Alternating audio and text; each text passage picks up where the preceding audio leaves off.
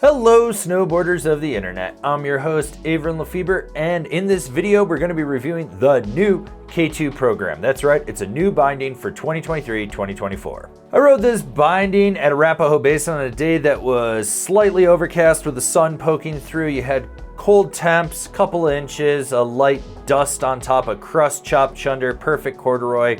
There was ice, it was a little wind blown in spots. And I rode it on my Ride Shadow Band with my K2 Thraxis boots. Okay, so when it comes to adjustability on this binding, you got a couple things going on for you. Flip tabs on the toe and the heel, so pop it up, slide it down. That's gonna help center it on your boot. With the heel strap, you can actually unscrew it and move it a little further back, so those of you that have instep issues, this could solve that problem. Could not, I don't know. With the toe, it's on a push pin system, but it does have the cover gasket in there. So this locks it actually in, so you cannot adjust these on the fly like you can with other models from K2. That's something to be aware of, so you can't just push it down, slide it back, slide it forward if you need to. The foot ramp does slide a little bit forward. The Highback, you do have that forward lean adjust on that lean block, so you pop it up, slide it down. And on the sides, you have the ability to rotate the Highback if that's your thing. I don't know why you're doing that, but some of you seem to enjoy it. All right, so let's talk about the straps on the program. With the toe strap, you have this harder frame of plastic with a covered cutout. This means that it's gonna really grip around the toe of your boot if you run it over that way, and it feels secure. The toe strap is actually more rigid than you think, so you can really drive into it and feel the power, especially when you're pushing down on your toe edge.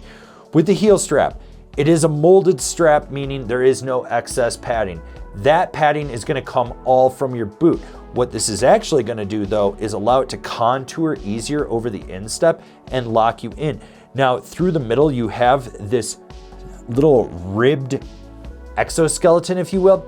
That really gives you more power and allows you to flex the boot into it to drive the binding and the board. So with the ratchets on this binding, they're dialed much like every other K2 ratchet out there. The one finger quick release works exactly how you want. That release tab is big. You're not gonna fumble when you grab it.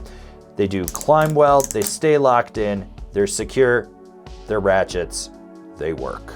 With the program being a stiffer binding, the Highback is rigid. You can really drive into it. It also is a very minimal design. The only padding is at the very base of it, just to help grip your heel of your boot and keep you locked in. You do have your forward lean block, so you flip that up, slide it down, slide it up, lock it in. You can do that on the fly.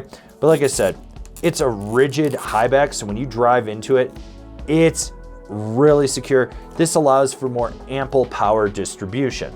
The overall flex of this binding comes in past middle of the road. It's firmly in the free ride category, but it's not such a demanding binding that you just feel overwhelmed with the power of it. It's got good response. You can really drive the power with it, but you can be laid back when you absolutely need it to. There is a little bit of lateral play, which is nice for a binding that has a bigger disc, but it doesn't sacrifice its performance by being sloppy. Overall, you want to charge with this binding, you can, but when you want to be laid back, you don't have to worry about it.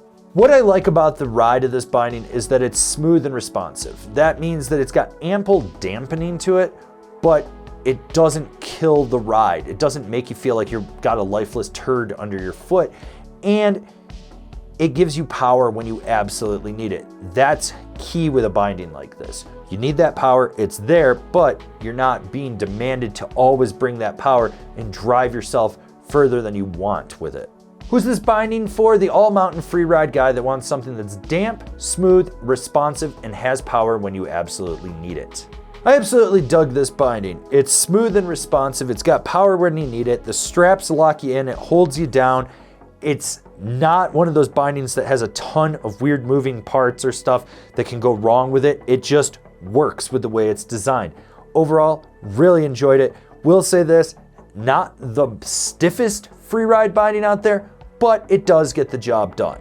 Comparable bindings, the Rome Cleaver, the Jones Mercury, the Union Atlas. This has been my review of the K2 program binding. Do you agree? Do you disagree? Do you own one? Are you going to buy one? Leave me a comment down below. Let's have a conversation about this binding. If you're new here, remember to subscribe, click the bell, get those notifications. That way you're not missing any of the videos we got coming out for all you snowboarders of the internet.